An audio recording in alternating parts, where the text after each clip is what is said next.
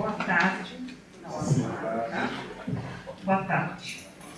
Bom, hoje nós vamos dar a palestra, o oficial Marcelo e eu sou agregada, tá?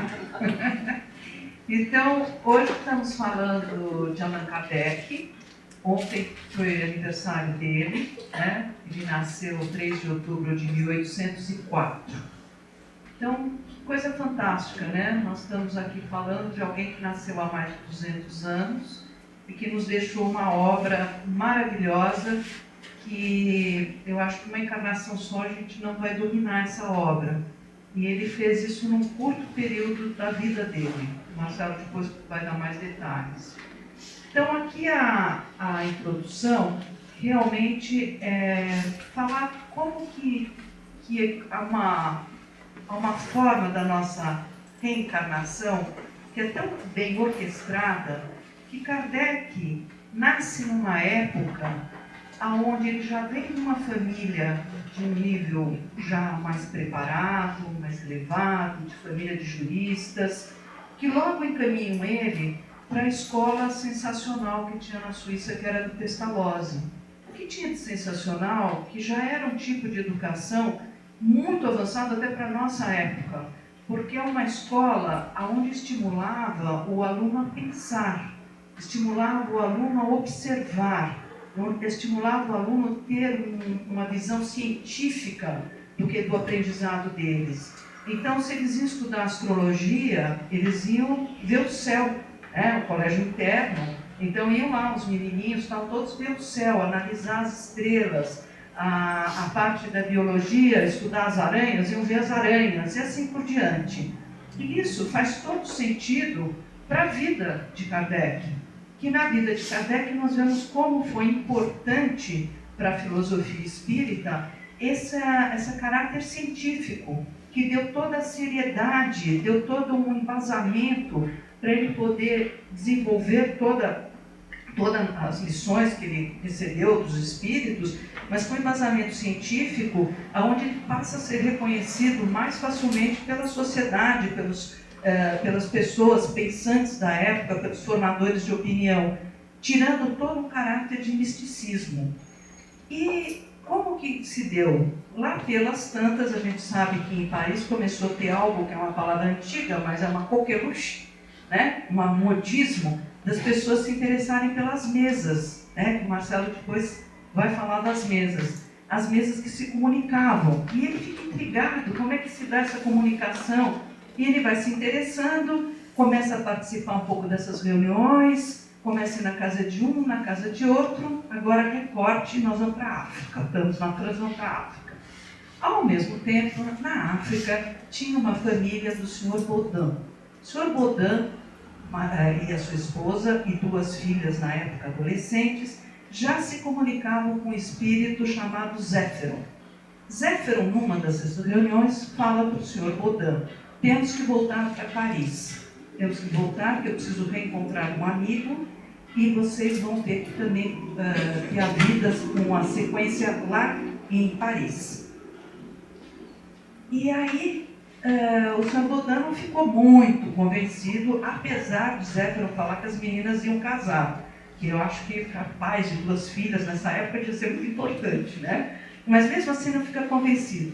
Mas tem toda uma conjuntura que os negócios do Sr. Baudin chegam num ponto que ele tem que vender e voltar para Paris. Nisso, a família vai na casa, se reunir numa casa dessas onde tinha esse encontro com os espíritos, e vai o Allan Kardec, que até então chamava Rivail, né? E a família do Sr. Baudin vai também.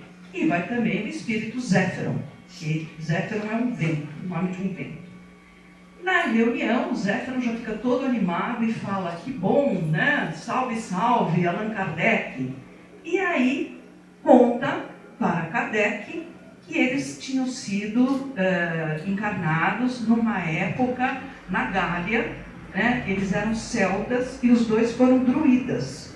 E os druidas eram extremamente importantes, e o mais interessante, que já era uma crença, vamos dizer, uma religião, né, deles, que eles já tinham a crença num Deus único e na imortalidade da alma. Então, isso eu estou falando no ano 58 a.C., na época de Júlio César.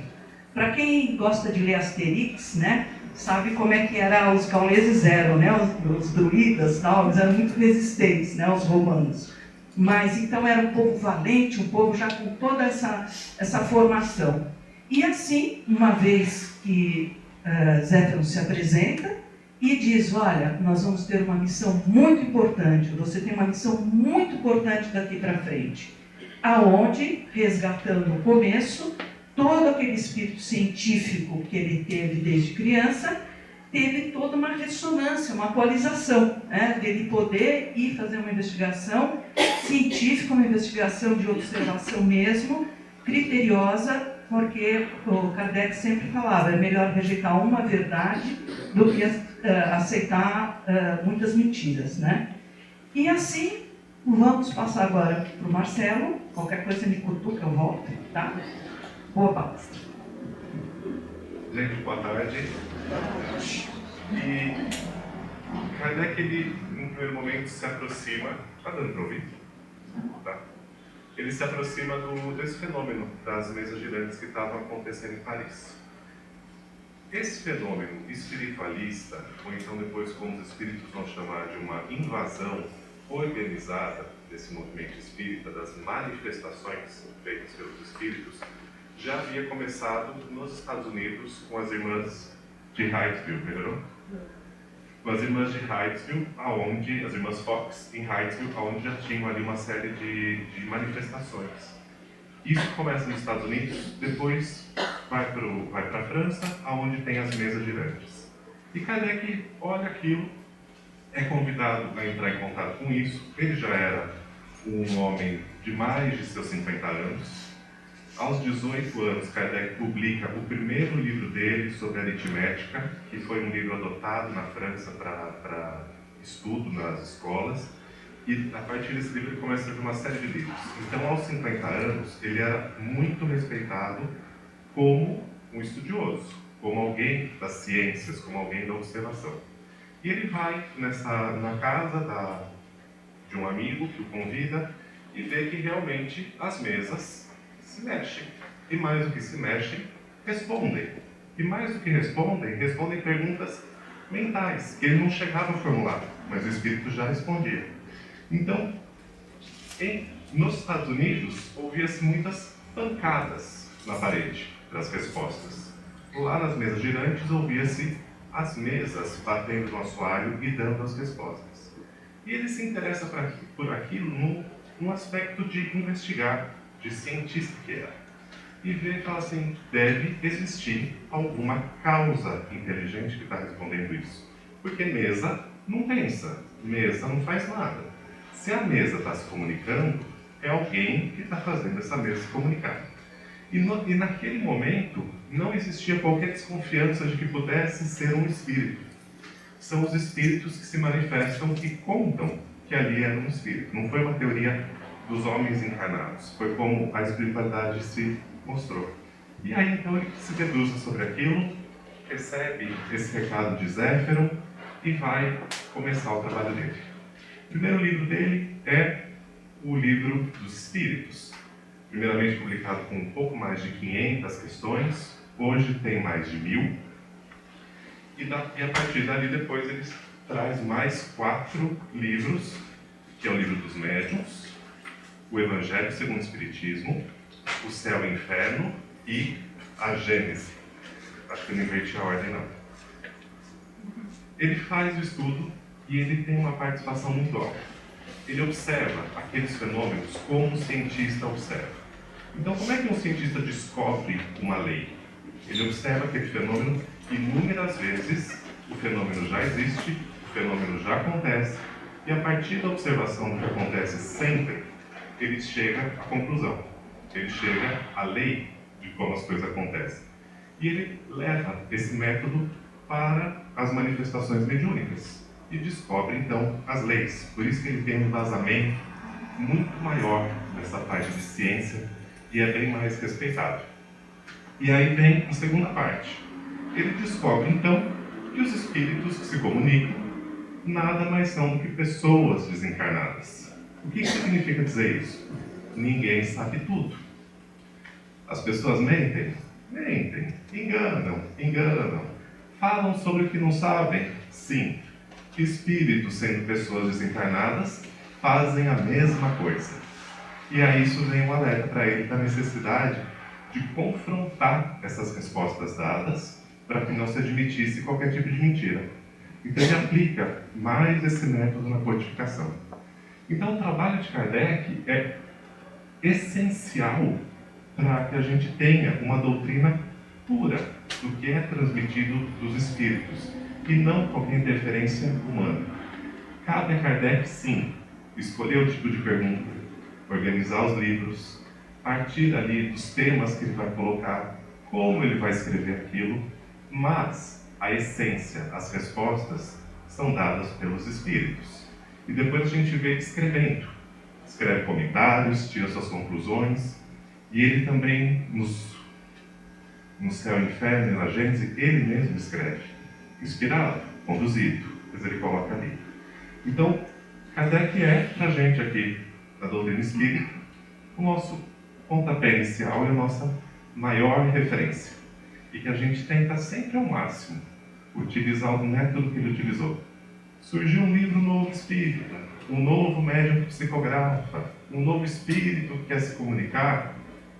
A gente sempre olha o que veio de novo e compara se aquilo lá tem a ver ou não com o que Kardec trouxe, para saber se a gente está falando da mesma coisa ou não.